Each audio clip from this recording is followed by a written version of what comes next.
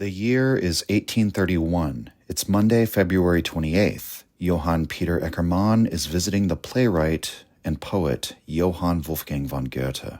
Eckermann was Goethe's friend and something of a protege during Goethe's later years, and he would write down many of their conversations and publish them in his work Conversations with Goethe, a book that Nietzsche called the best German book there is. On this day in 1831, the two of them are looking over the fourth and final volume of Goethe's autobiography, Dichtung und Wahrheit. As Eckermann notes, the two of them are going over the book, and Eckermann is helping Goethe with revisions. Goethe wrote the 4 volumes and the many chapters of this book over many different periods of his life, Eckermann says, and so the two of them occasionally notice an inconsistency, and they're just sort of going over the work together. As they're going over the 4th volume, Eckermann says that it is very different from the first 3. It's in the 4th volume of Dichtung und Wahrheit, in its final chapter, that Goethe begins to speak of something he calls the Daemonic. This concept fascinates Eckermann, and the two begin to converse about it, and they will go on to converse about it many more times over the coming days. This is what Eckermann writes of that conversation. Quote, "This volume was the right place to talk about that hidden, problematic force that we all feel, which no philosopher can explain, and which the religious gloss over with some pious platitude. Goethe calls this ineffable mystery of life and the universe the Daemonic, and when he defines its essence, we feel that it is indeed so, and it's as if a curtain is being drawn aside to reveal certain things going on at the back of our lives. We think we can see further and more clearly, but we soon realize that the subject is too big and complex and that our eyes can only see so far." End quote. Our eyes can only see so far. The metaphor of perspective becomes key to this meditation on the demonic. Eckermann goes on to give an allegory of a painter who's able to see every small and individual brushstroke and every decision that went into the creation of a painting, every technique. Accordingly, he is able to comprehend those elements in respect to the total picture. He can see the whole as it relates to the parts and the parts to the whole. When a layman looks at the painting, however, he normally clues in on some detail or some subject in the painting that he likes. He sees, as Eckermann says, how well the artist painted that helmet or that plume, perhaps that figure or that house.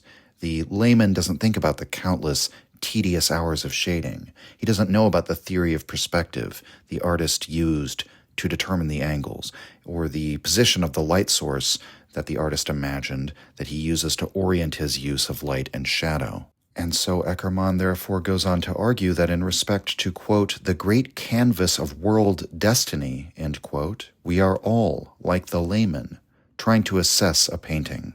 In regard to life itself, none of us stand with the perspective and the insight and the authority of an artistic master when it comes to the canvas of reality. Eckermann says, quote, the picture as a whole confuses us, and we seek in vain for the idea of a single being who could have created such contradictory images, end quote. To possess such a comprehensive knowledge of the whole picture of life and destiny would place one on the level of a god. But even if the Almighty himself were to give us such an insight, it would be beyond our understanding. Because we have finite minds, we would still be like the layman standing before the painting once again, and thus no world religion has ever been able to give us an adequate understanding of that canvas of reality. Eckermann continues, quote, religions of all kinds are not given to us directly by God, but are the work of outstanding individuals, calibrating for the needs and the understanding of a large mass of their fellow men. If they were the work of God, nobody would comprehend them, but as they are the work of man, they do not give utterance to the unfathomable, end quote. And so, in Eckermann's attempt to put forward Goethe's idea of the demonic here, and give an argument for it, he appeals to the idea of an infinite truth which is necessarily beyond finite understanding, and that's the relationship between God and world religions. It's an argument that has been made many different ways and in many different forms and to many different ends, but could broadly be called by the name perennialism or perhaps even universalism, something like that. There is some sort of almighty or absolute truth, but no man, no religion has ever attained to it. Eckermann continues, quote, "But since the great being that we call the Godhead manifests itself not just in humans, but also in an abundant and powerful nature, and in mighty world events, any conception of it formed by analogy with human characteristics is bound to be inadequate. And the attentive observer will soon stumble upon shortcomings and contradictions that will plunge him into doubt if not despair. Unless, that is, he is either small enough to be satisfied with some serious evasion or big enough to look at things from a higher perspective." Goethe found such a perspective early on in Spinoza, and he joyfully acknowledges how closely the views of this great thinker accorded with the needs of his youth. He saw himself reflected in him, and so was able to refine and develop his thinking by reading him. End quote. Goethe defines the demonic in many ways. Eckermann gives a particular description of it here, but there have been many different attempts at interpreting exactly what is meant by the demonic. It seems to describe a kind of vital force, a life force that is made synonymous with the Godhead, so God as the totality of being. But because this totality of being includes so much more beyond the world of mankind, any anthropomorphic description of it is subject to a kind of shortcoming. But Eckermann dismisses the accusations of those who would say that Goethe has no belief. He argues that Goethe, in truth, has a more profound respect for the Almighty than any of his critics, because his belief in it is not such a small thing that it can be contained within a provincial or orthodox system. The best we can hope for in approaching the Godhead is an approximation, a kind of grasping language that reaches for this almighty truth that's too large to be encompassed in human language or understanding. But it seems as though we can meaningfully describe it as a force of nature, or as a hidden essence within all things in nature. It is problematic. It's experienced through feeling, through desire, through drive. And Goethe develops this idea through his reading of Spinoza, of all people, the philosopher who argued that God and nature are one and the same. In these episodes, we're going to explore Goethe's conception of the demonic and Goethe's influence from Spinoza. But in this first chapter of our analysis, we have to first take a step back so that we can approach Goethe's idea of the demonic with a full understanding of its significance and context. There was a period during Goethe's own lifetime where it was controversial to be a Spinozist. What does it mean then for Goethe to have taken such a profound influence from Spinoza? In order to understand this, we will examine the Spinozism controversy or the Pantheism controversy. And then there's also the other component of this, the word demonic. Why does Goethe use the word demonic, which Eckermann says outright, is a word that troubles the pious believers? Up to our own time, anyone who would describe their ideas as demonic is met with suspicion by society at large, understandably so, even if they use the Greek spelling and insist it derives from the ancient Greek lexicon. Most people don't want to associate themselves with anything called demonic. In some sense, it's just an evil word.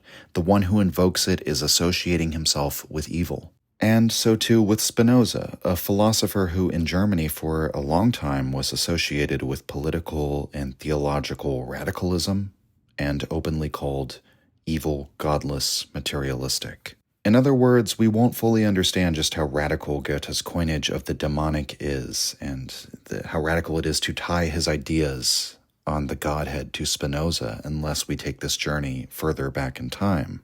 This first chapter will explore the etymology of the term demonic and the reception of Spinoza and the reaction against Spinoza that characterized German Romanticism. In the following episode, we'll talk about Goethe and the influence of Herder on Goethe's conception of the demonic, and then in the third episode and final episode of the series, we're going to talk about Nietzsche's own struggle with the demon. So, without further ado, let's go back in time. The year is somewhere around 416 BC. The place is ancient Greece. Agathon hosts a symposium at his home, attended by Aristophanes, Pausanias, Eryximachus, Phaedrus, and Socrates. The social institution of the Symposium is both a friendly and competitive gathering in which the men of the city test themselves against one another in some way. Those in attendance at this symposium agree to moderate their drinking of wine so that they can compete in another way by giving speeches in praise of Eros, the god of love. Ultimately, this symposium becomes an exploration, a philosophical exploration of the nature of love, the origins of love, why we love, the meaning of love.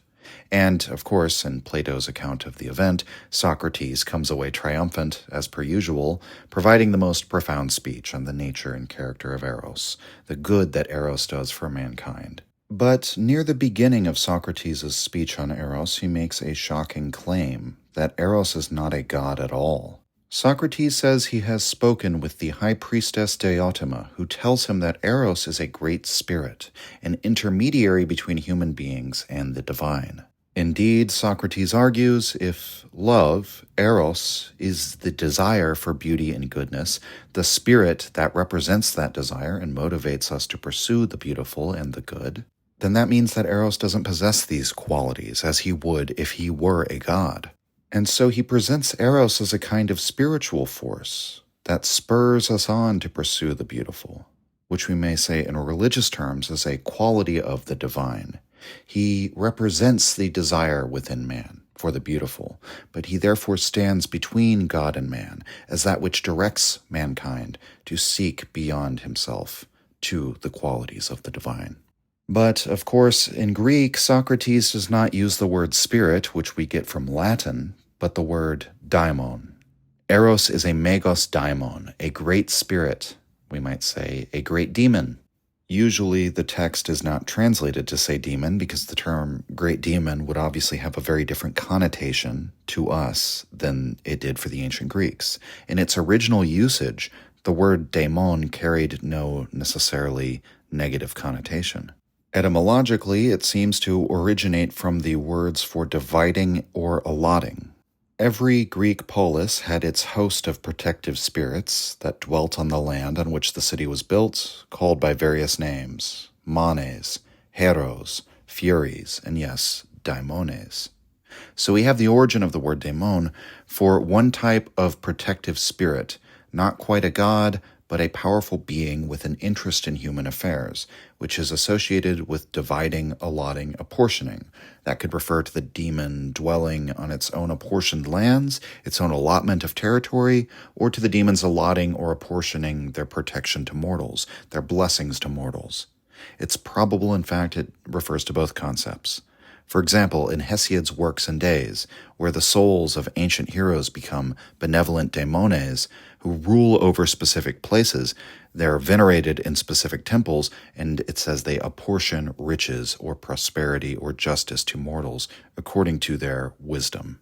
Socrates himself gives another potential etymology in the Cratylus, which most modern scholars reject, but it's a fascinating hypothesis that Socrates has, and it's actually very important that Socrates might have believed this. So he says that those who gave the names to things, in the Greek language, the name givers, quote, called them demons, because they were daimones, knowing or wise.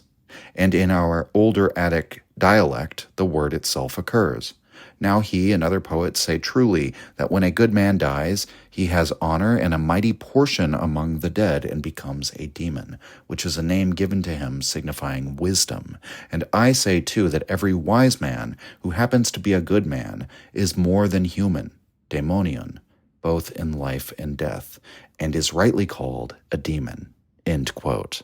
So it's interesting that even in Socrates' etymology, in which he is tying the meaning of the term demon or daimon to the word for wisdom, or an older term for wisdom, he still uses the language of apportionment. He says he gains a mighty portion among the dead and becomes a demon. And that's a positive thing in this context. Perhaps most interestingly for our purposes in this episode, Socrates hones in on the aspect of these protective spirits as being wise, which of course they would be if they originally are the honored ancestors and the heroic dead of ages past, who have accrued the wisdom of life, and thus the wisdom of many generations of spirits would dwell in one's lands and within one's city.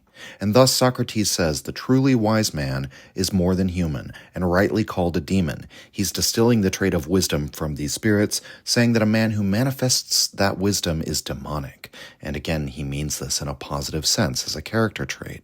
Now, it's important to note that Socrates' use of the term daimon is novel here, and that the daimones were often written about in more neutral terms rather than the wholly positive terms that Socrates gives. And what I mean by this is that just like when one encounters a god in the Greek mythos, an encounter with a demon could sometimes be catastrophic. The Greeks tended to attribute anything that happened beyond the human will or understanding to a personified force. And this could be in the sense of being seized on by an emotional state. This is the way in which Theognis writes of hope and fear as daimones, and daimones that one does not really want to fall victim to. Sometimes catastrophes such as famine and war were attributed to the work of the daimones. At other times, they would speak of individuals possessing personal daimones in the sense that we today might speak of a guardian angel. It's a kind of spiritual being that is tied to an individual and watches over and protects that individual. And so the picture is certainly complicated. We can't make a statement that they were once seen, demons were once seen as uniformly good by the Greek culture. But what we can say is that they were generally seen as beings that acted on behalf of the divine, for good or for ill. That they were often associated with protection. They were bound to protect certain lands or certain people. And indeed, they were seen as wise, as Socrates points out, and capable of meting out justice or doling out reward. The idea of a man with a personal demon who acts as a kind of guardian angel, in fact, receives its most famous example in the person of Socrates himself. Socrates does not make this claim until much later than the Symposium.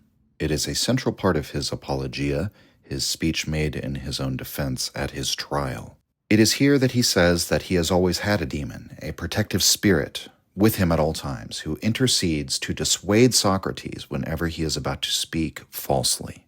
As we all know, the very thing that Socrates was accused of was disbelieving in the gods of the city. So it's interesting that in his defense, he appeals to, for one, a purported proclamation of the Pythia that Socrates is the wisest man in Athens, and he appeals to the idea of having a personal demon, a benevolent spirit, an intercessor between man and the divine, who forces him to speak the truth. Nietzsche suggested that Socrates represented an unusual inversion, what he called a monstrous inversion, and says that this is revealed in the way that Socrates describes his demon. Nietzsche's argument is that in a healthy physiology, the intellect would be regulative and the instincts would be active. So the organism would act according to instinct, and the intellect would exist to intercede, to regulate behavior whenever necessary. So for a healthy individual, the instincts or the impulses are active, and the mind, the rationality, is reactive. It only works occasionally to regulate. Nietzsche interprets the Daemonion of Socrates as his voice of conscience, and his understanding of this is that it's a kind of moral instinct for truthfulness. And so Nietzsche argues that in Socrates, the impulses have therefore become reactive and regulative, and the intellect, meanwhile, has become active and creative. Socrates primarily creates and is active through the intellect. His instincts, which he interprets as his protective demon, or perhaps rhetorically presents as such, serve a regulative function. Now, regardless of what one may think about Nietzsche's interpretation of Socrates, I think we modern people are once again confronted with a sense of alterity when we think about the fact that, in his defense speech, Socrates justifies himself in one way by saying, "I have a demon who influences me." That's not a bad thing in ancient Greece. That's a good thing. Socrates is saying, "I have an angel on my shoulder who makes me truthful." And this incongruity was noticed very early in Christian history. This comes through in the work of St. Augustine. Augustine comments on the work of Apuleius on Socrates, a book called The God of Socrates, but notes that Apuleius' own work would make such a title inappropriate, because Apuleius takes the time to distinguish the gods from the daimones in the Greek belief system. Augustine argues that it would have been more appropriate for Apuleius to entitle the work The Daemon of Socrates. But he goes on to make the following remark, and this is in City of God. And keep in mind, this is written between 413 and 426 AD. Quote, "As a result of the healthy doctrine which has shone upon the world of men, mankind in general has conceived a horror at the very name demon, so that anyone reading the title, The Daemon of Socrates, would conclude that Socrates was by no means a normal human being." End quote. This new healthy doctrine that shines in the world of man is Christianity. Remember, God, Christ, is the physician who heals us. And Augustine is correct that in the zeitgeist that brings Christianity to ascendancy, there is a linguistic revaluation that occurs. In fact, there are several such revaluations, such that anyone speaking of Socrates as a role model and simultaneously attributing his goodness to his association with a demon would be seen as quite insane. Augustine recognizes that Apuleius actually wished to demonstrate the excellence of the demons. But here we see the moral revaluation come out as well, because Augustine says that these celebrated Greek spirits are never described in morally good terms, at least according to the moral values that Augustine believes in, even as Apuleius tries to praise them, because the daemones encouraged obscenities on the stage.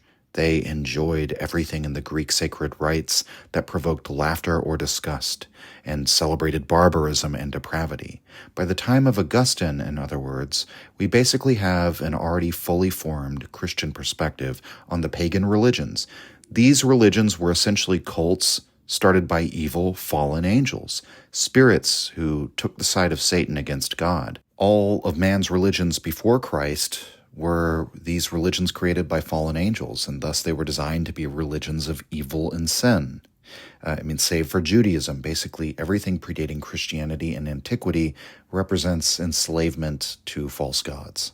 And so if you've ever wondered why we use the word demon to refer to fallen angels, why that word, where does it come from? It's a rebuke of the Greek pagan religion. It's a millennia-old smear and slander against the native traditional beliefs that every Hellenic Greek would have told you was a worship of the divine, or at least that the demons are spirits who are in service of the divine or serve a protective function. And they would have understood their worship as involving paying honor and respect to their ancestors and the heroic protectors of their cities in past eras. So the entire reason why we use the term demonic in a negative way is purely because of Christianity's absolute hatred of the Hellenic Greek culture, and accordingly their desire to condemn it all to hell. But then the question arises, why were the Greek daemones targeted as the name for evil? In other words, there are countless pagan religions that predate Christianity. Why not one of those? And there's something really interesting that we can see about the development of this idea, this redefinition, this reinterpretation of the word demon, that comes out if we look to Philo of Alexandria. He was a Hellenized Jewish philosopher from the 1st century AD. And I want to give credit, by the way, at this point in the episode to Neil, Gnostic Informant, who helped me a lot with the research that went into this part of the episode. And he clued me into Philo as somebody that I needed to look into. He described Philo as a kind of transitional fossil between the Greek world, which was by this time Neoplatonist, so very different from the old Hellenic Greek world, but the ones who lived at the time of Socrates and before.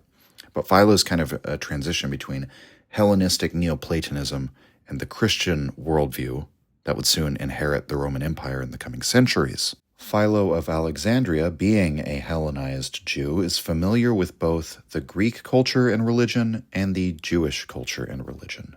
Philo writes, quote, "These are called demons by the other philosophers, but the sacred record is wont to call them angels or messengers, employing an apter title, for they both convey the biddings of the Father to his children, and report the children's need to their Father." End quote. So if we look at what Philo has to say, this change in the meaning of demons that has occurred by the time of Augustine is not there yet. In Philo's estimation, the beings that the Greeks call daemones are not fallen angels. They're just angels. Angeloi, this means messengers. That's what it means to call someone or something an angel. You're saying you are a messenger of the divine. So Philo keys into their role as intercessory beings in the way that High Priestess Diotima described them, as a force that mediates between the divine and the human, or links the human to the divine, spurs on the human to seek the divine, in the form of beauty and goodness in Plato's Symposium, or a seeking that we can call by the name of love. Here, with his background in Judaism, Philo has the Daemones conveying prayers to God the Father and the Lord's biddings to human beings, so bringing the prayers up and bringing the Father's biddings back down. Even before Philo, the Neoplatonists were already interpreting the demons as what we would today call angels. Daimones were obviously spirits of a lesser rank than the divinities, the theoi, and obviously every such personified divinity is of a lesser rank than the good, the supreme good, which could, in Neoplatonism, be effectively called God, because it's the grounding of all goodness, all knowledge, all truth, leads human beings on to perfection. And another interesting development is that by the Hellenistic period, they had started to speak of agathodaemones and kakodaemones. So if you remember from past episodes, etymology that you might have picked up from past Nietzsche podcast episodes, the Greek words for good men and bad men, correlated usually with aristocrats and plebs, especially in the works of Theognis, are agathoi versus kakoi.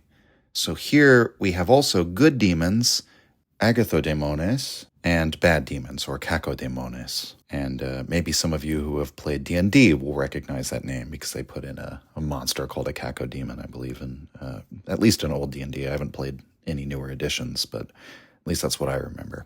And so anyway, even though this moralization is happening by the Hellenistic period, I think the very possibility of being able to designate good and bad demons shows how the term before that was relatively neutral.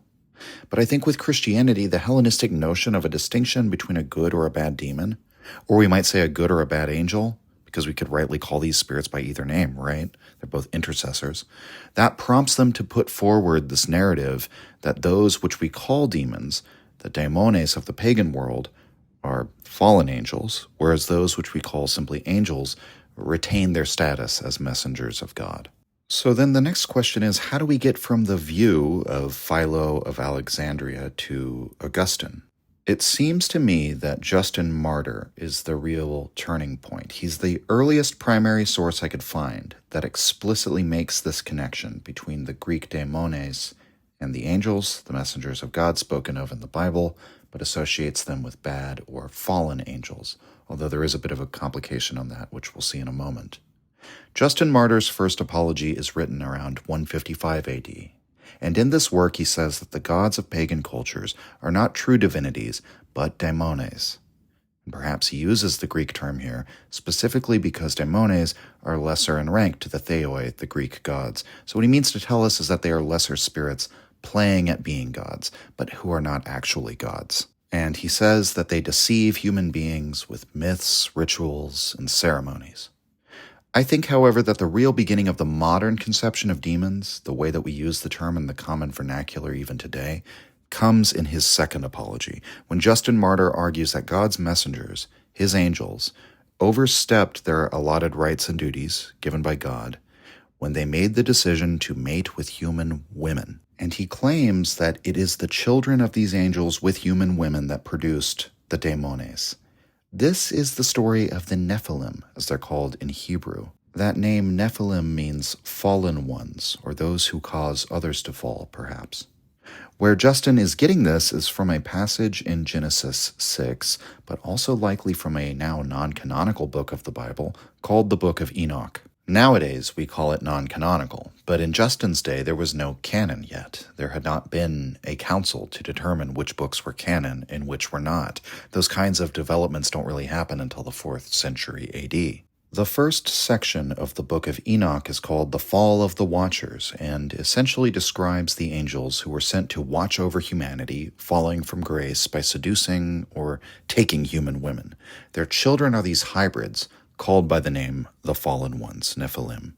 The first part of the book essentially expands on that passage in Genesis, which has become one of those really controversial Bible passages that people interpret in different ways. Some traditions held that the offspring of the angels and humans produced giants. Some scholars today have argued this is a bad translation. Their offspring should be understood as violent ones or the wondrous ones. But whatever they are, they're definitely fallen ones, according to the etymology of the word. And those are the beings that Justin explicitly says are daemones. There are many other writings that develop this idea of demons as fallen angels, as servants of Satan, as those who tempt man and lead him to evil. But rather than spending more time delving into the intellectual development of this idea from Philo to Augustine, I think it's pretty easy to see how this idea would develop. And I think it would be more instructive to look at the historical development of the practical outcomes of this idea. Institutional Christianity begins in the Roman Empire. But the first emperor to become Christian and to Christianize the empire is basically an Eastern Roman, Constantine. He spent his early career at Diocletian's court in the East. He moved the capital to Constantinople, the city that he founds at the meeting of Anatolia and Greece, shifting the center of the empire eastward. Though he spoke Latin, he was also fluent in Greek, and he used the Greek chairo to adorn his soldiers' shields and signify their Christianity. That was the symbol the Christians used before the symbol of the crucifix became universally accepted.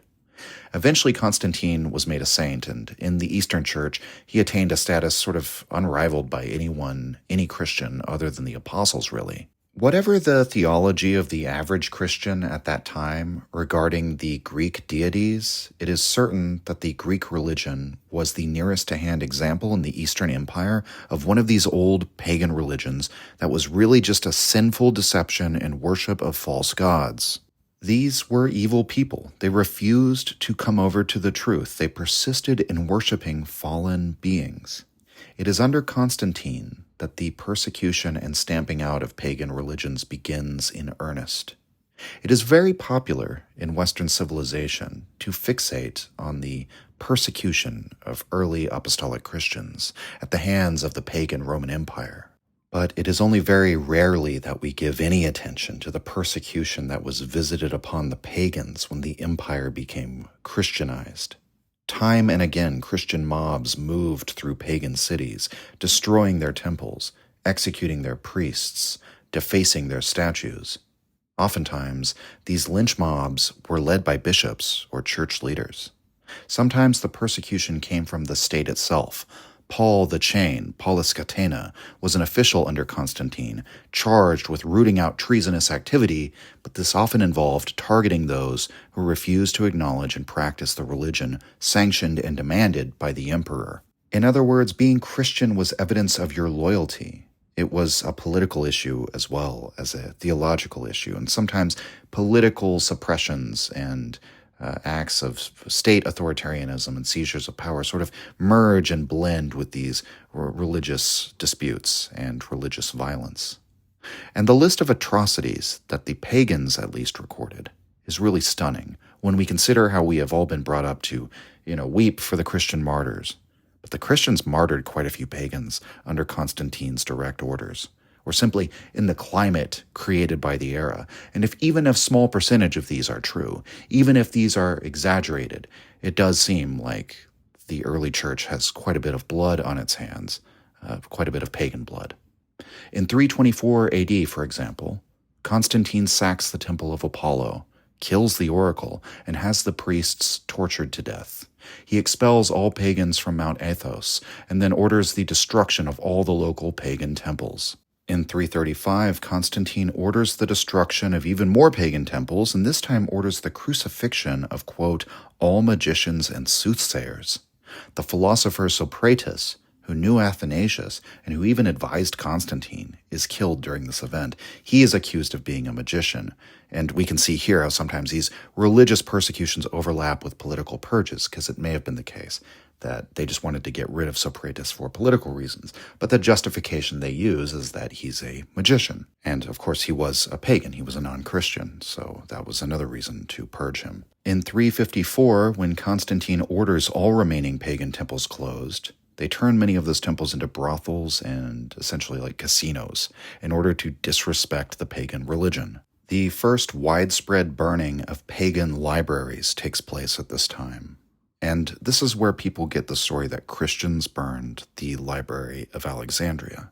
Now, it's worth noting that in truth, it's more complicated than that. There were several instances in Alexandria in which there were fires and in which, and there were many different libraries. It's not exactly clear which one was the Library of Alexandria.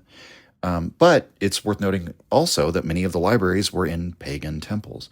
Oftentimes what people are really referring to with the Library of Alexandria is, I believe, the Serapeum. It was part of the temple to Serapis, who's a pagan deity. But you can check out Premodernists' video on that topic. I'll put a link in the description to learn more. But it's more complicated than saying Christians burned it down or Muslims burned it down or anything like that. In 359, we have some really extreme claims. Ammianus claims that the Christians set up death camps in Scythopolis, Syria, where non-Christians are brought from all over to be tortured until they convert, and those who don't convert are executed. I've gone into all these sordid details to say that, etymologically, I think this historical moment of the 4th and 5th century slaughter and persecution of the pagans helps explain why daemones became the name in modern English for an evil spirit or a fallen angel, and not the name of some other type of spiritual being from Sumeria or from Celtic religion or any number of other potential sources that the Christians might have used for such a name. It is because the Christian war against paganism, which took the form of violent executions and torture, despoiling of temples, destruction of the sacred statuary and images, all of this took place in the Hellenized world. That was the front line of the Christian war on paganism. Greek pagans were the rank and file of the enemy that was nearest to hand. And so the word for the Greek benevolent spirits, demons, became the word for evil. And by the time Augustine is writing, such a thing is obvious. And thus, throughout European history, after the fall of Rome and the rise of Christendom, the word demon, which once referred to one's guardian angel, which once referred to a protective spirit, even maybe the force of Eros that causes man to desire the good and the beautiful, is now a bad word, a wicked word. The year is now 1780 AD or so. The place is Germany. It's the twilight of German rationalism, and though no one could have known this at the time, only a few decades before the end of the Holy Roman Empire, the German philosopher Friedrich Heinrich Jacobi, although he may be more properly called an anti-philosopher, has come to Wolfenbüttel. He's here to meet with his friend, the playwright Gotthold Lessing. Wolfenbüttel was a small town and the site of the library of the Duke of Brunswick, who had hired Lessing to be its administrator. The town had once served as the seat of the Duke and the location of his permanent residence, but ever since he had withdrawn to Brunswick, the town had declined in population. By this time, only 6,000 or so souls lived in Wolfenbüttel. Nevertheless, the library was a wondrous collection. By the account of Casanova, it was, quote, the third greatest library in the world, end quote. Lessing had been given a free residence in the old ducal palace and assigned a servant and a couple of assistants. For many intellectuals, this probably seems like it's a dream job of sorts, but Lessing always had a complicated relationship to his duties as a librarian.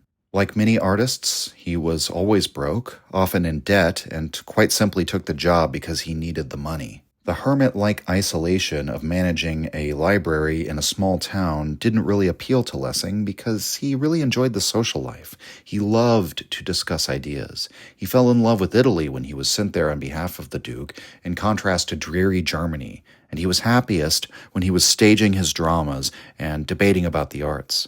But his life had always seemed to bring him back to Wolfenbüttel, and it was there that Jacobi came to call on him. Lessing had often conversed with Jacobi at the salons of Elise Reimarus.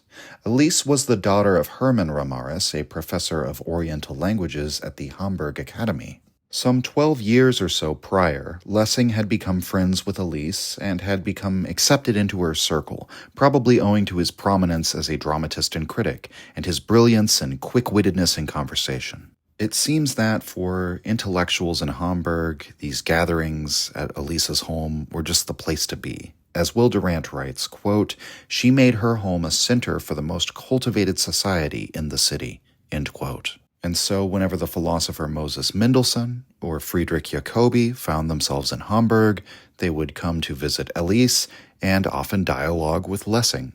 By now, these were the old days.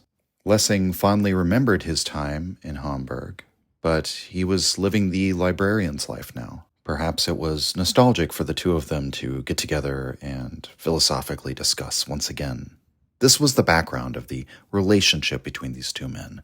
They'd known each other for many years, they had dialogued for many years, and in 1780 Jacobi visited Lessing and asked him his help in combating the philosophy of Spinoza. Jacobi is a critic of philosophy in general, as we've already mentioned, but if there is any arch-enemy among the philosophers that Jacobi would choose for himself, it would definitely be Spinoza, whom he sees as the sort of final conclusion of the philosophical project. Jacobi viewed Spinoza's pantheism as, in all practical terms, reducing to a kind of materialist view of the world, and thus it's no better than atheism, really. That might seem like a strange accusation to some who might be familiar with Novalis' saying about Spinoza. He called him the God-intoxicated man. Spinoza had elevated all nature to the level of the divine. He saw God in all things. But Jacobi's perspective on Spinoza was somewhat the inverse of this. His great problem with Spinoza is that he makes God equivalent to all of these finite, mundane things. Rather than elevating nature, he saw Spinoza's work as essentially bringing God down to earth. What's more, Spinozism implied something more radical than simply pantheism. Spinoza had authored treatises arguing against theocracy in any form, advocating for principles that we today would recognize as liberal and democratic. His theological political treatise was published in 1670, and that had caused a firestorm in its day. Although Spinoza published it anonymously, many suspected that Spinoza was behind it, and the reaction to this evil, satanic text by the clergy and the traditionalists was so severe that Leibniz actually warned Spinoza his life might be in danger. But for as controversial as this all was, this happened more than 100 years ago at the time of Jacobi and Lessing's meeting. And furthermore, Spinoza's philosophy did not exactly set the world on fire when he arrived on the scene. He was ridiculed as effectively being an atheist since that time, and while there were some, such as Leibniz, who saw the value in Spinoza's thought, even though he took a very different philosophical perspective himself, there was no real school of Spinozists. The influence of Spinoza seems to have remained somewhat subterranean. Why then did Jacobi have such a hostility towards Spinoza and a desire to refute his philosophy? We will examine this question in greater detail later in the episode, but for now, it is enough to say that Jacobi had come to see a problem with the philosophical pursuit of truth in general. He had come to see in Spinoza the epitome of the problem with philosophy itself. Quote, "There is no other philosophy than Spinoza's," end quote. In Spinoza's work, all of the problems with the philosophical attempt to comprehend the world through reason draw their final consequences.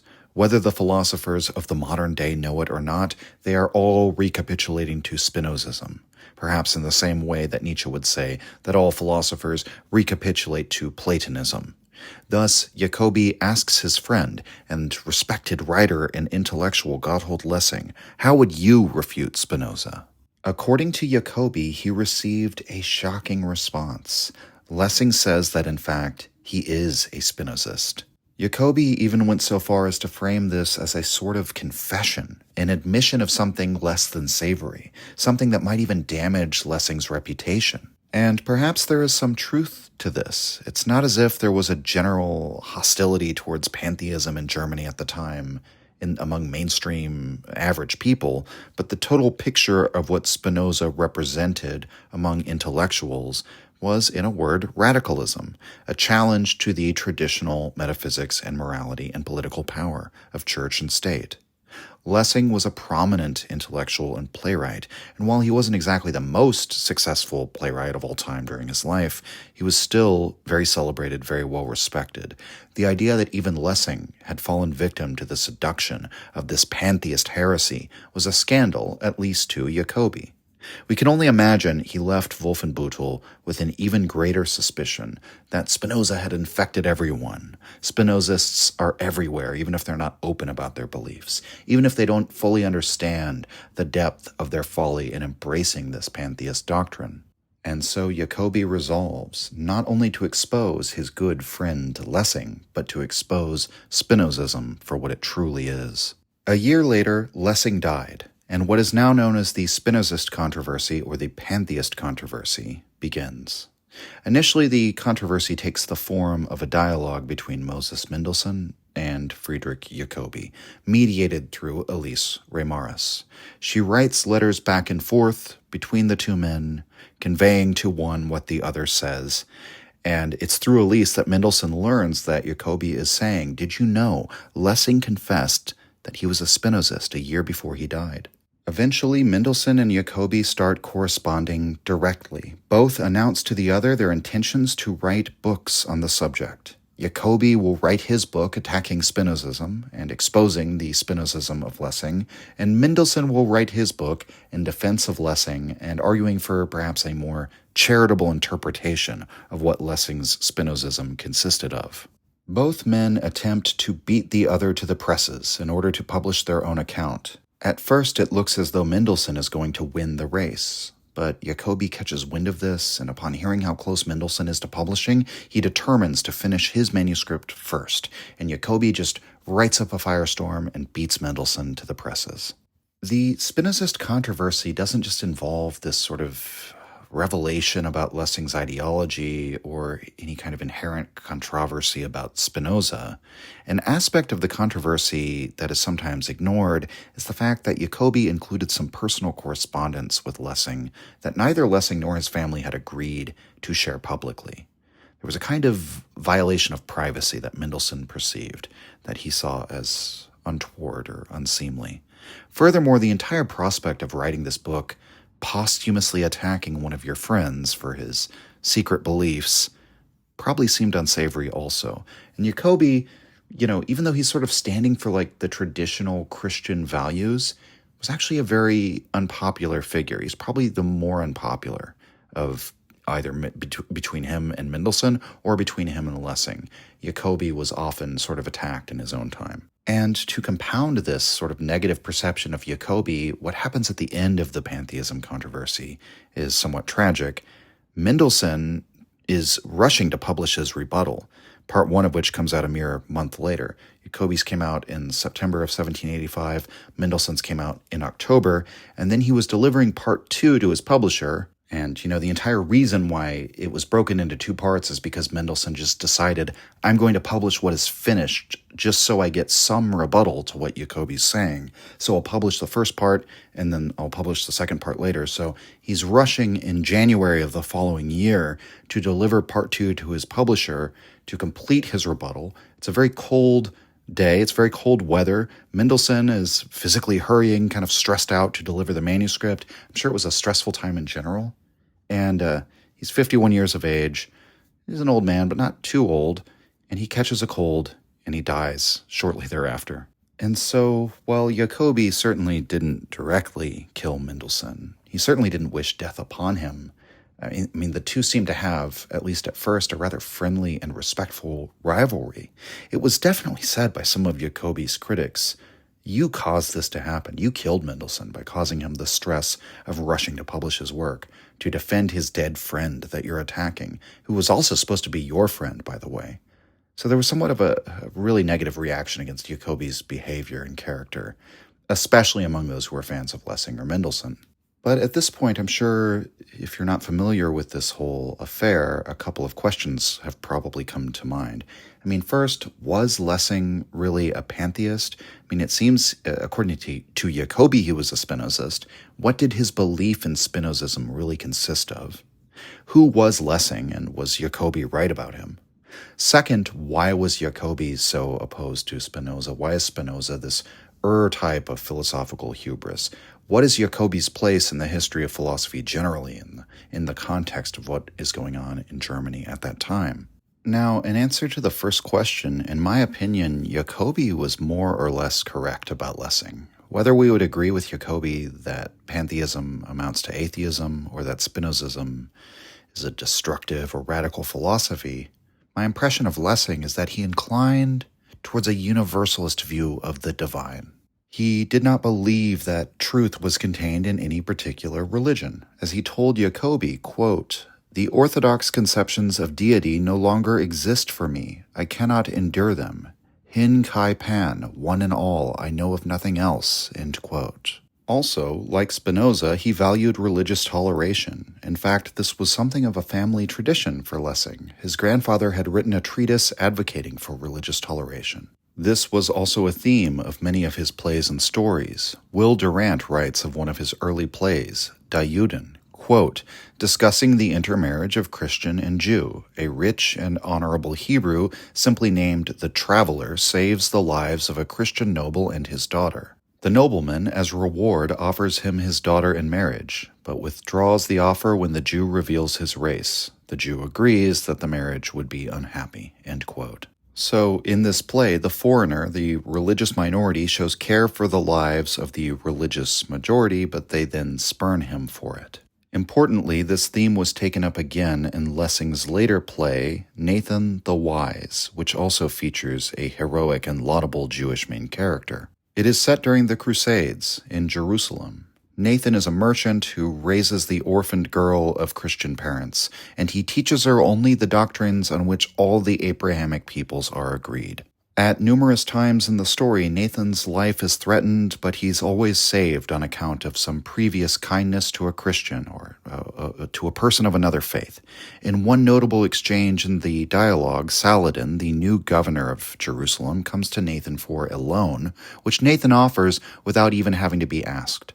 He guesses that this is what Saladin wants, and he offers it to him without asking for anything. Then Saladin asks him which of the three Abrahamic religions is the greatest. And Nathan tells him a story, and again I'm going to read from Will Durant's summary, abridging in some places. Quote, "A precious ring is passed down from generation to generation to designate the legitimate heir of a rich estate. But in one of these generations, the father loves his three sons with such equal fervor that he has three similar rings made and privately gives one to each son. After his death, the sons dispute as to which ring is the original and only true one. They bring the matter to court, where it is still undecided. The loving father was God. The three rings are Judaism, Christianity, and Islam. History has not yet decided which creed is the true law of God." Saladin so admires Nathan's answer that he rises and embraces him. Was Nathan modeled on Moses Mendelssohn?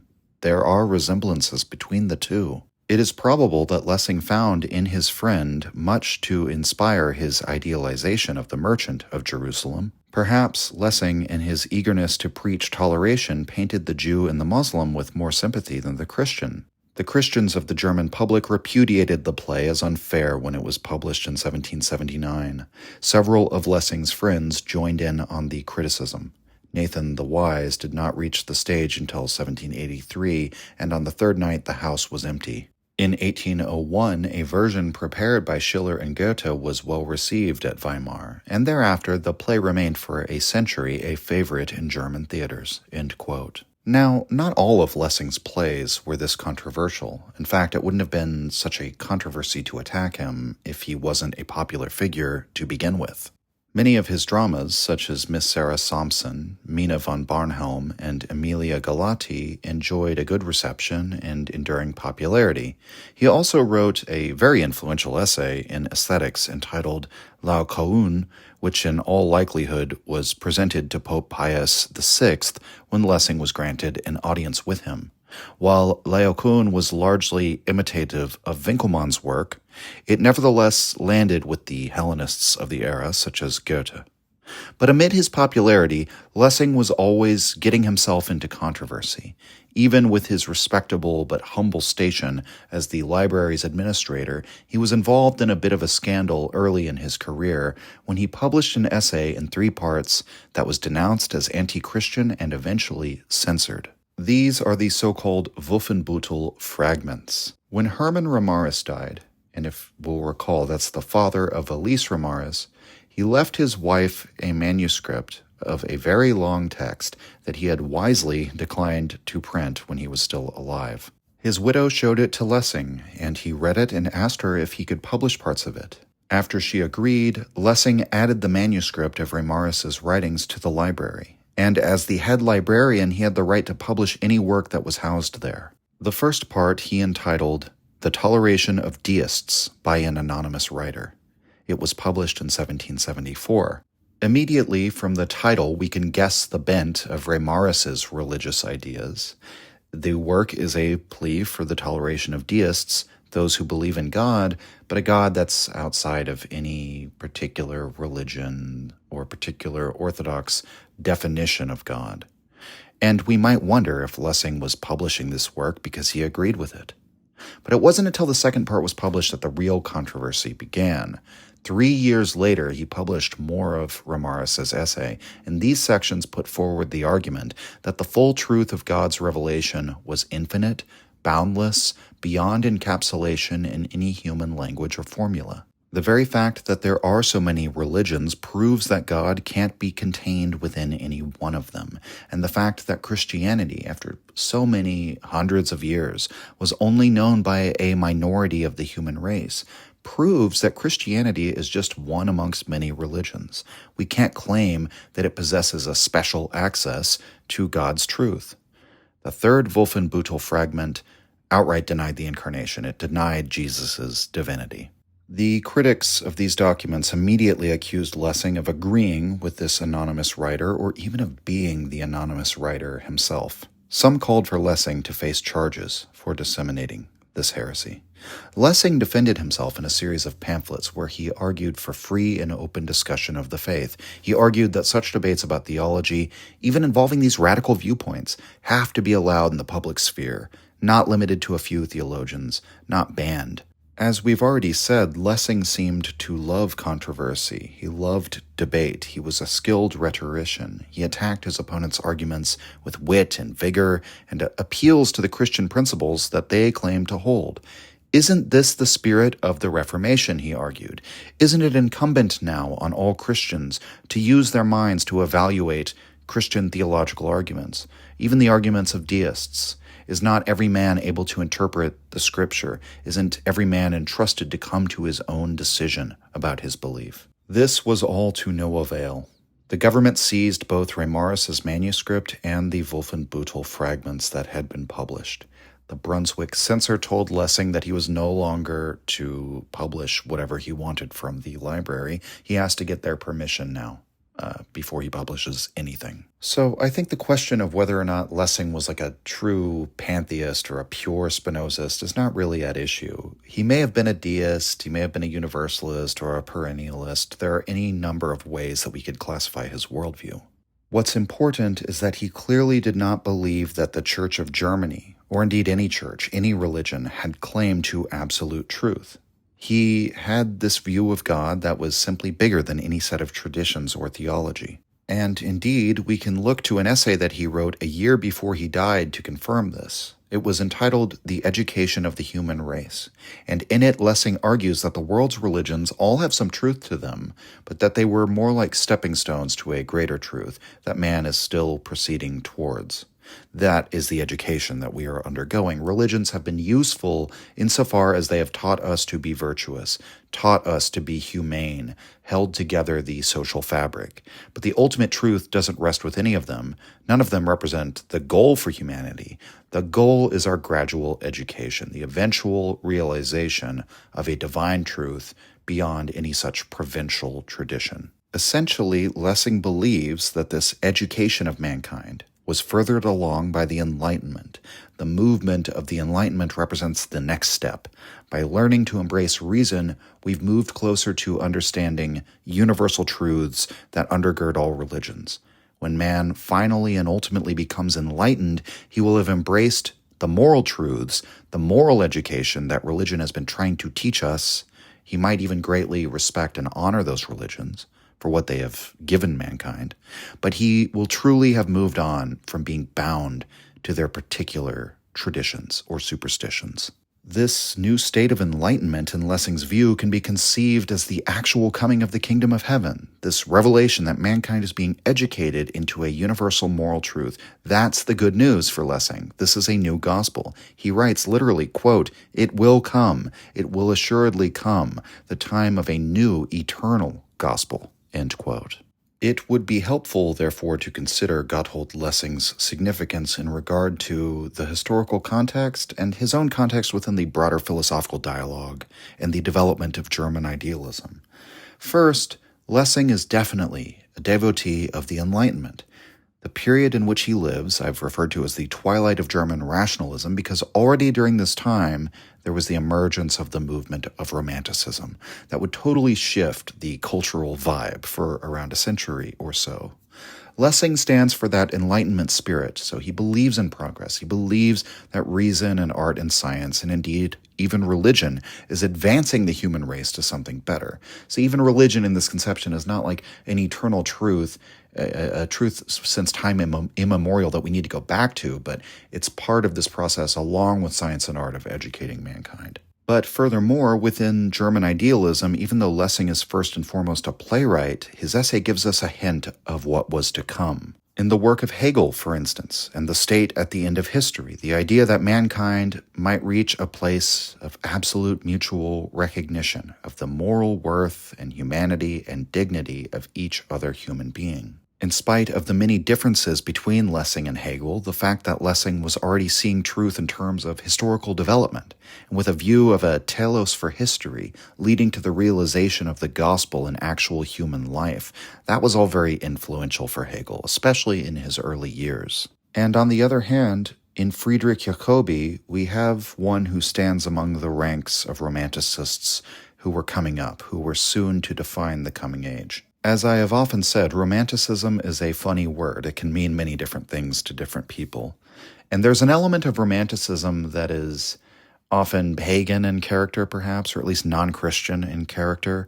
Much of this comes out in German Hellenism, for example, Goethe, Winckelmann, Schiller, and so forth. We might think of Wagner, a later figure, who at least for most of his career utilized the imagery of the old German pagan gods and heroes. But we shouldn't forget that much of the Romantic movement in Germany was more of Jacobi's flavor. That is to say, Jacobi represented a rejection of philosophy itself, at least as a world explanation or as the sole foundation of truth. But Jacobi fixes his romantic gaze upon the Christian church and essentially wishes for a return of the value of faith. He believed that if you pursue the truth through reason alone, you'll never succeed. You always end up with something like the system of Spinoza, or indeed the system of the German idealists, who he's also critical of. The system of Spinoza is pantheism, which is really just a disguised materialism, basically atheism. The system of the German idealists, Jacobi said, is nihilism. Jacobi coined the term nihilism, by the way. So Nietzsche has Jacobi to thank for that one, as nihilism and the confrontation with it is such a huge part of Nietzsche's project. Most people know of Jacobi for that reason, if they know of Jacobi at all. He's the guy who invented the term nihilism. Or also he's the guy whose portrait is often mistakenly labeled as a portrait of Immanuel Kant. That's become something of a philosophy meme, by the way. I've even referenced it in one of my videos as a little Easter egg. Where I'm talking about Kant, and the first portrait that comes up is actually Jacobi, and then it switches to Kant really quick. But, I think that what happened was people were writing articles about Immanuel Kant, and they Google for a picture of him, and they find a picture of Jacobi because he would critique Kant, or he was a critic of the German Enlightenment. And so in articles about Kant or Jacobi, there would often be, portraits of both of them. And all of these guys from this era kind of look somewhat similar. I'm not exactly sure how it started, but maybe it was just because, Jacobi's picture was used in an article about Kant and it just started being misattributed again and again. I don't really know.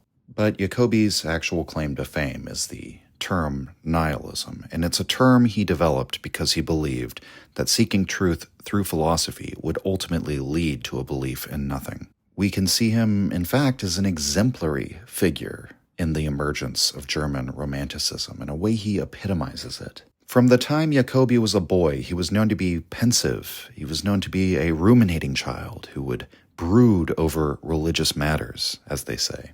In his early career, one of the questions that concerned him was how the project of Enlightenment philosophy began. That is, with the work of Descartes. Ostensibly, Descartes attempts to prove the existence of God in his Meditations on First Philosophy. He tries to proceed by this methodology of doubt, to doubt his sensations of the external world, to doubt his self-existence, to doubt God, to doubt everything. And by subjecting everything to this methodological doubt, Descartes hopes to win for himself some logical certainty, because one only has such certainty when all such logical doubts are addressed. Certainty is something that you win through doubt. And he therefore begins to build these certainties from the foundation of I think, therefore I am, to the notion of I am therefore a thinking being, a being with a mind, therefore my mind is real, and therefore as a being with a mind, I can prove God through the ontological argument, basically. And because I know there's a loving God, I know the external world exists, because a loving God would not deceive me. Jacobi's concern with Descartes' argument would go something like this. Is the God that Descartes proves the existence of the same God that is spoken of by Christianity? We might say, what kind of God is it that one comes to believe in if they attempt to prove God logically? Does the philosopher arrive at the same God and the belief in the same kind of God as the Christian who comes to this belief because of a feeling or a faith or a sensation? This is a concern that Jacobi has even as a young man.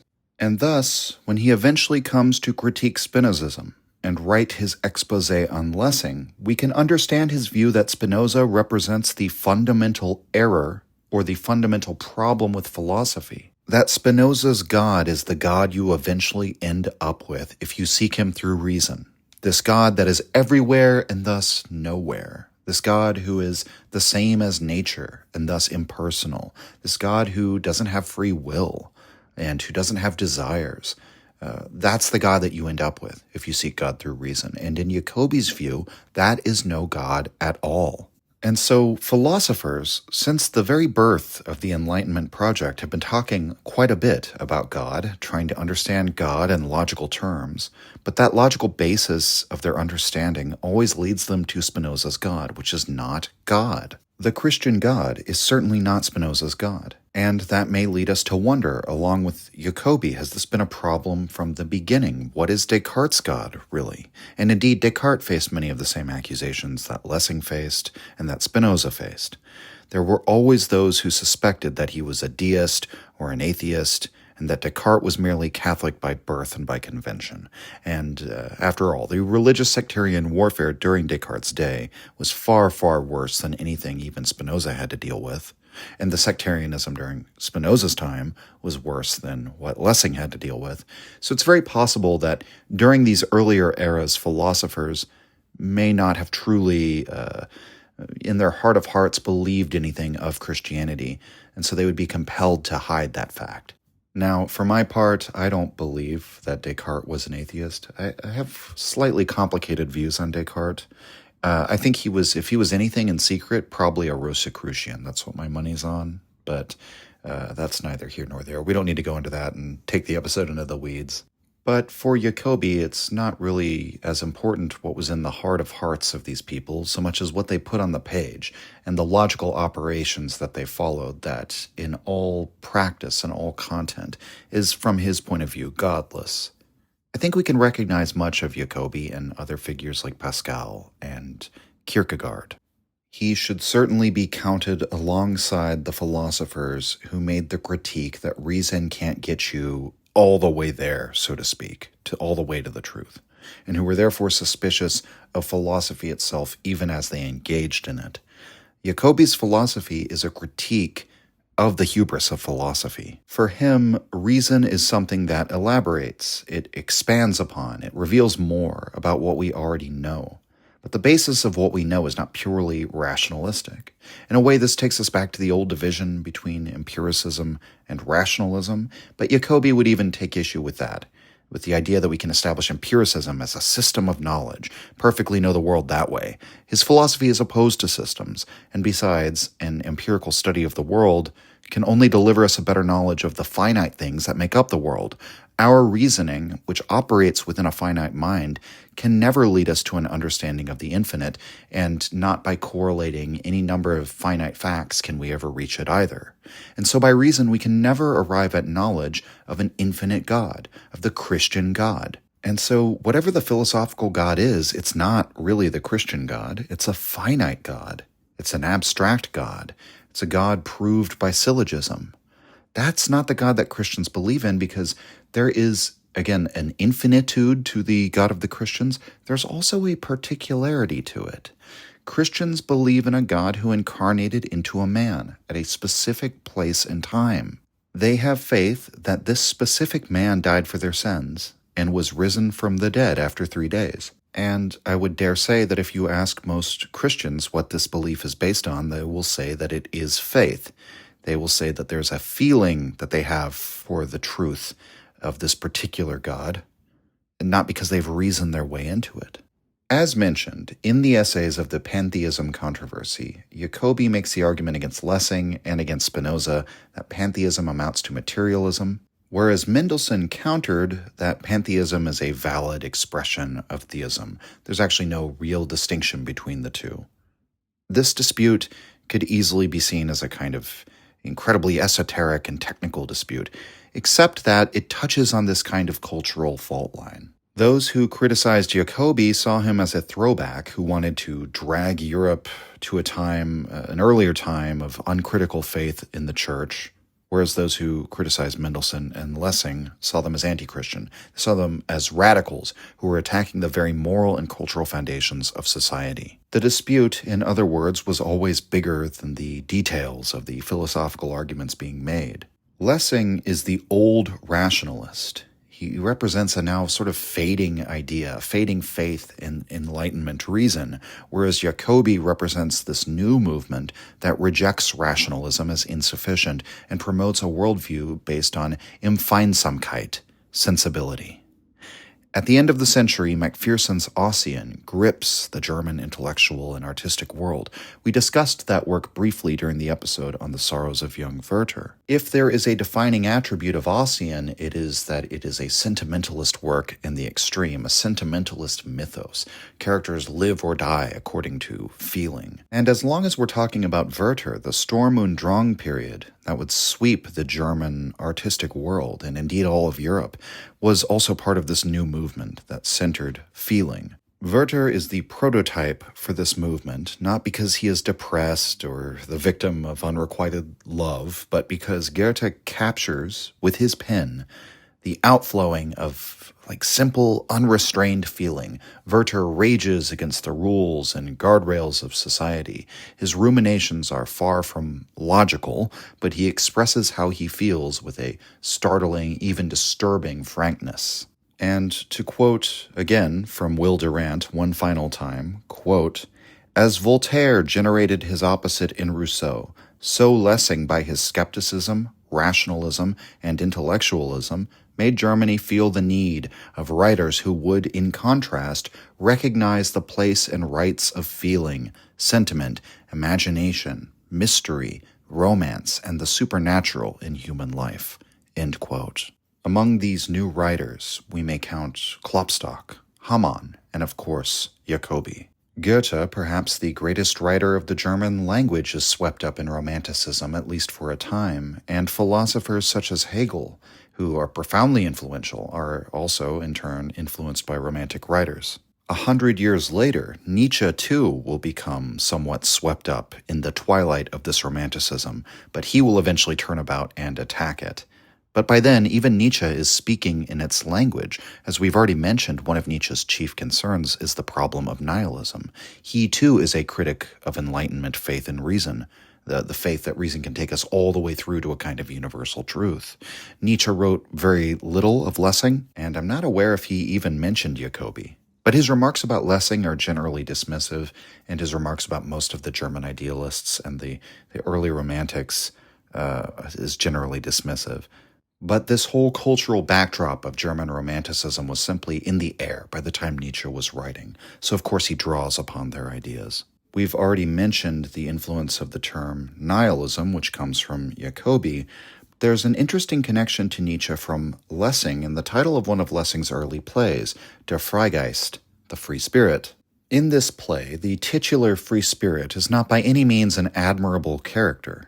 Set in contrast to a virtuous and kindly Christian priest, the main character comes off looking boorish, aggressive, vicious, and perhaps that might seem surprising when we remember that Lessing held sentiments many would have considered to be anti-Christian, but we must also remember Lessing valued religion precisely for the moral instruction that it gives us. It is as if he wishes to tell us that anarchic free-thinking is not the way forward, that one should onboard the virtuous teachings of Christianity even if we are to move beyond it in our pursuit of truth. I like to imagine that Nietzsche saw the way the free spirit was portrayed in Lessing's play and thought to himself, yes, that's the name for my philosopher of the future, not the boring, sedate, free thinker, but the Freigeist, the dangerous man whose morality is in question. So, how does the Spinozist controversy end? Well, not with a bang, but a whimper. There's no neat conclusion to this whole thing. I mean, everyone in the intellectual world forms their opinion on what happened, who was right, who was wrong. Lessing and Mendelssohn are dead, shortly before and after the controversy, respectively, and Jacobi moves on. He never changes his position on Spinoza. He goes and gets into other controversies in his career, notably with Fichte, and there are some who say that Jacobi actually reinvigorates interest in Spinoza through attacking him. Whether or not that's true remains sort of an open question or a matter of interpretation. And I would argue, while Spinoza remained associated with a kind of radicalism or dangerous, atheistic, materialistic philosophy, it seems that there were always more people worried about Spinozists than there were actual Spinozists. There were probably also more people with an interest in Spinoza or who are influenced by him than true believers, like pure Spinozists, intellectual descendants of Spinoza. Nietzsche himself is a great example. At one point he calls Spinoza his precursor, but he definitely spends more time criticizing Spinoza than simply recapitulating to his ideas. I don't think you can justifiably reduce Nietzsche to a Spinozist, even though the influence from Spinoza is very important. But if I were forced to say which intellectual, which writer, is the most wholeheartedly motivated by the ideas of Spinoza, I think we would have to say Goethe. As we will see when we return next week to go into detail about Goethe's view of the demonic, Goethe's worldview was almost entirely expressed in Spinozism, or rather in Herder's reading of Spinozism. It's funny that so oftentimes when someone is influenced by one of the great philosophers who came before them, they're actually influenced by the interpretation of somebody, like a commenter on that philosopher, and I think that's certainly the case here. But we'll get into that next week. Goethe, I would say, is enamored with this view of God as nature and God as transcending the narrow limits of orthodoxy set down by particular religions, because he has that same view. The Almighty, the Godhead, contains all that exists. For Goethe, Spinozism is not just this, taking theism and rendering it into a dead form of materialism, or however Jacobi would have seen it. He really takes this idea of a living essence that is expressed through all things, all mankind, all human affairs, all nature. And Goethe, not being a philosopher, being much more of an artistic thinker, he doesn't really develop Spinoza's system much further. If anything, he takes this geometric and logically intense philosophy and expresses it in a much more sentimental and simple form. He finds what he sees as the pure idea, the essence of Spinozist philosophy as he sees it. He gives it voice in a more intuitive form. Nietzsche will say, in fact, that Goethe finds his ideal through the work of Spinoza, and thus he christens his pure Spinozist ideal with a name that is no less disreputable: the Daemonic. We'll dive into that next week. Cheers, everyone. Signing off. If you enjoyed the Nietzsche podcast or found it helpful, you can visit us and support the show at patreon.com/untimely-reflections. The link is in the description. Or just share the show with any of your friends that you think might enjoy it or on social media. Thank you for your support.